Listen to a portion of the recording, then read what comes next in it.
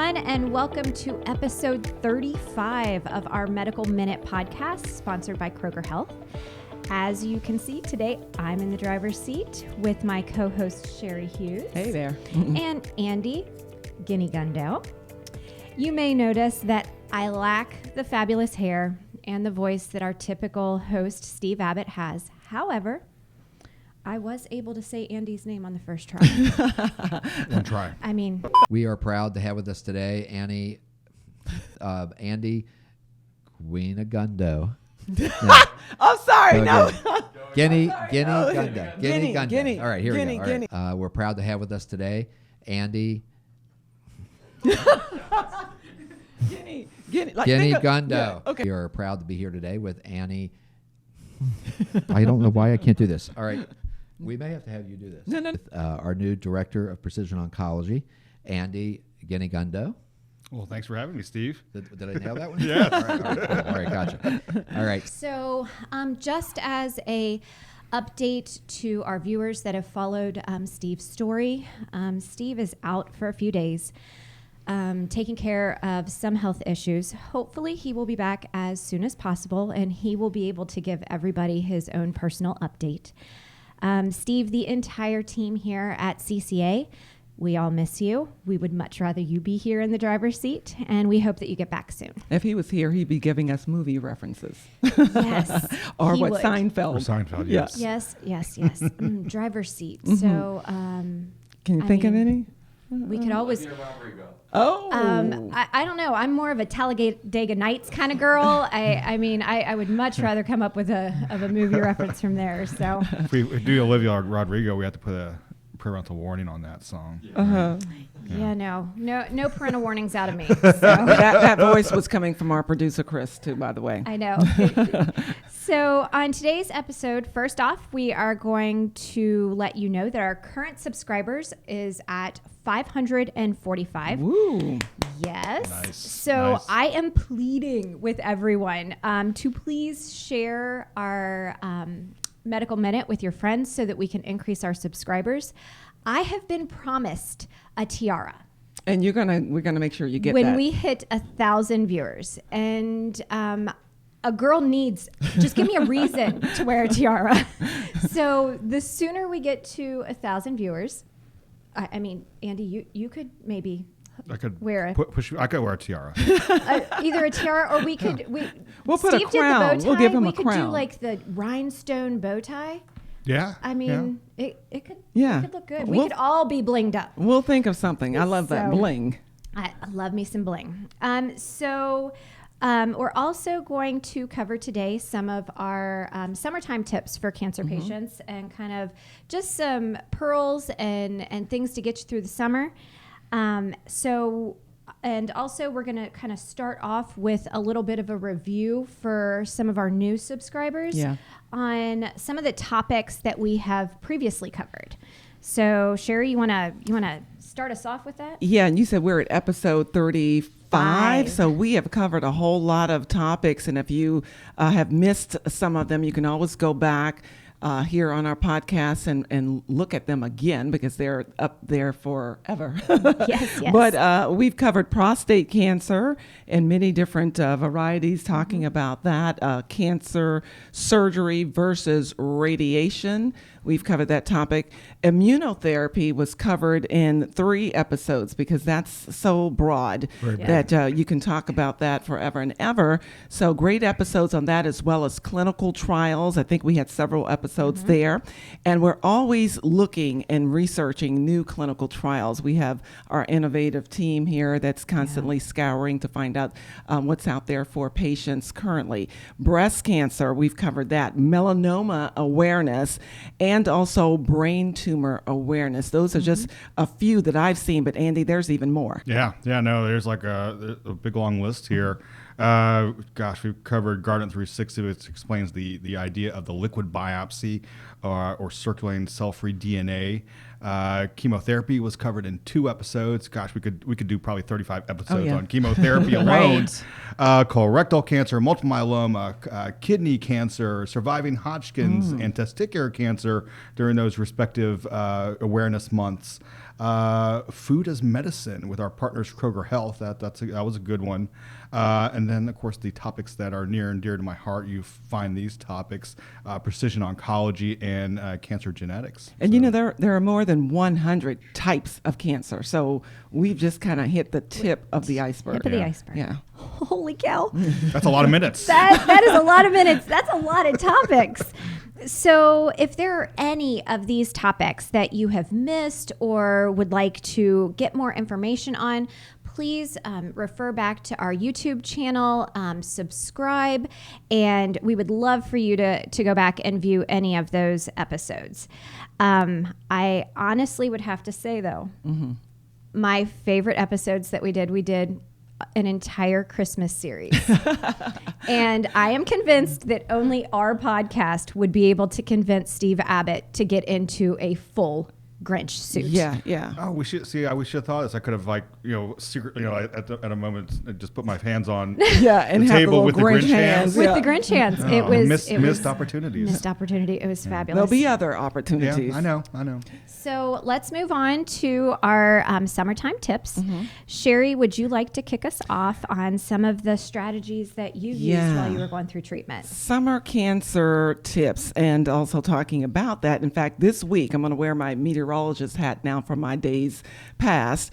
This may potentially be the hottest week of the entire summer when you factor in the heat. That we're going to be in the 90s, and we're going to have heat indices in the triple digits there.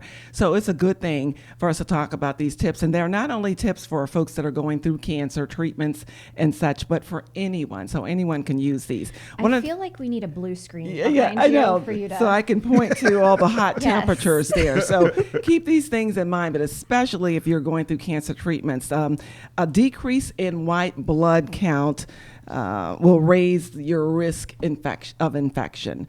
And so that can be very dangerous. So one of the things that you want to think about, that there's so many different things, but I've listed a couple. If you're a swimmer and you love swimming, you certainly need to check with your oncologist and your medical team on if you can swim at all. But if you do, you certainly need to be very weary of those public pools. Yeah. I was told not to swim in public pools, and if I was going to swim, to be very careful in knowing who would be in and out of that pool. So Right. you put yourself at risk for infection. If you're swimming, that's a possibility. And I think you really don't want to swim in like the river waters, certainly anything like that, even the ocean waters, while you're going through cancer treatments. The other thing that's big is that there's the family barbecues, there are the picnics, and all those good fun outdoor events that you may go to. You want to be very, very careful not to consume foods that have been sitting out for any certain amount of time. You want to make sure that the food that you're eating has been refrigerated, is very cool, because food can contain bacteria, and that can be exacerbated with the heating of the day. So that could make you sick really fast and cause some extra concerns with also infections. And also something that Jill does a lot. I don't have that green thumb, but if you're a gardener, sometimes you don't even think about the things that can heighten your risk for infection. But you mentioned this earlier. You definitely need to perhaps get some gardening gloves or something like that if you're out there messing with the soil, or just outside in general doing your gardening work, because you can get a prick, or you can get some contaminated soil or bad soil that can lead to an infection, because that soil gets under your nails and things of that nature. And if you're not, washing your hands, of course, wash hands, that could lead to infections that could set you back in your treatment. Andy, I know there are other, all kinds of different things that we talk about in the summer, but one is the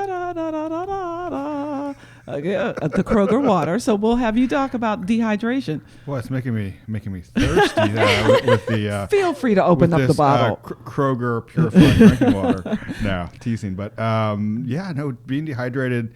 Obviously, it happens a lot quicker it happens a lot sooner in this hot and humid weather that we anticipate this weekend. I mean, summertime in Cincinnati, you know, that's always a risk. This is a worry certainly with our cancer therapies, which can further dehydrate you, or perhaps even be hard on the kidneys. You do not want to be dehydrated in those circumstances. Just even doing your normal everyday. You talked about out there gardening. You know, that those are things that we do all summer long. You just lose a lot of water. So it's about keeping well hydrated and drinking early and often. You listen to your body, and like your body knows when it tells you when you're thirsty. And so during our normal exercise, you're going to want to drink. You're going to require more water. What about those beverages with the enhancement for electrolytes and all of that? Is that good too? I mean, those are fine. You do have to be careful with the extra sugar. I mean, yes, we want to keep our calories up when we're going through treatment. But you don't necessarily need a whole bunch of extra sugar, and you got to be careful with those because, for example, your electrolyte drinks out there of the world have a lot of electrolytes like salt, and so you do have to be careful with those. Again, consult your doctor. Those things are not inherently bad for you, and in the summertime, it can be certainly a good thing. Well, and things to take into consideration, too, with our patients that are going through chemotherapy. Sometimes the chemotherapy it changes your taste buds, and so things don't taste like they used to, so then you're not eating and drinking as much as you typically would, and you don't realize it. Yeah. So in the summertime, especially when you're going to be outside, just kind of touching on drinking because it's now 10:17 and you need to take a drink, not because you're waiting to be thirsty. Right. Sometimes I think For sure. our patients wait to be thirsty, and if you've waited to that point, you've waited too long. Right. I mean, especially in this kind of heat. Yeah. Yes, she's teeing me up for my. Of course, I would be talking about sun safety and sunscreen. So obviously, sunscreen is crucial year round, but in the summertime, yes, hats. But in the summertime, we're out in the sun, and the sun intensity is heightened. So making sure that you are wearing SPF 30 at least, and it doesn't count to just put it on once a day. Believe it or not, it works better if you reapply. If you are in the water, you need to be reapplying more frequently. If you are sweating more, you need to be applying more frequently. Use products that you know are going to work for you. My rule of thumb, I always use creams before I leave the house, and then I use the spray sunscreens throughout the day because they're more convenient, but they're also easy to use. There's also all kinds of like sun safety clothing. One of the shirts that Sherry had while she was going through treatment, it's a UV protectant, and it's light, and it deflects the sunlight, and it's also very cool. The sun safety clothing is great if you're going to be out in the sun for a prolonged amount of time. So for my people who love boating, these UV clothing, the shirts, the wide brim hats, these are great for those types of activities. You don't have to be a vampire. You don't have to avoid the sun at all cost. If you can stay out of the sun between those hours of 10 and 2, where the sun is the most intense, that's ideal, but you don't have to if you're taking all of the right precautions. Yeah. And like I said, with the sunscreen, just make sure that you are reapplying. And let me mention for those that are going through chemo and also radiation, of course, having a little handy fan near you will help. Also, this is like one of these cooling wraps that you can put around your neck with ice in it to really keep your body cool down. And something that worked really great for me, and a lot of people don't know about this, is using aloe vera gel instead of just regular lotions. This kind of keeps your body cool. Of course, you want to speak with your physician, but Jill, you said there's really not a lot of harm with aloe vera. There's not any harm with aloe vera, and aloe vera can be used for good. It does not only need to be used when you have turned yourself into a lobster.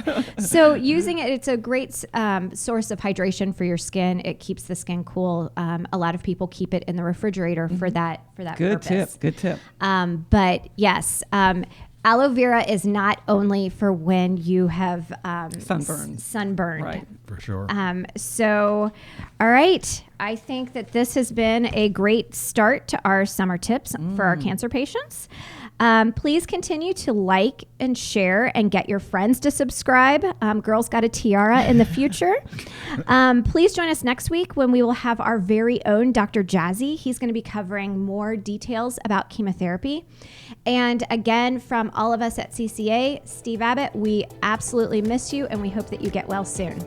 Thanks, everyone, and have a great week.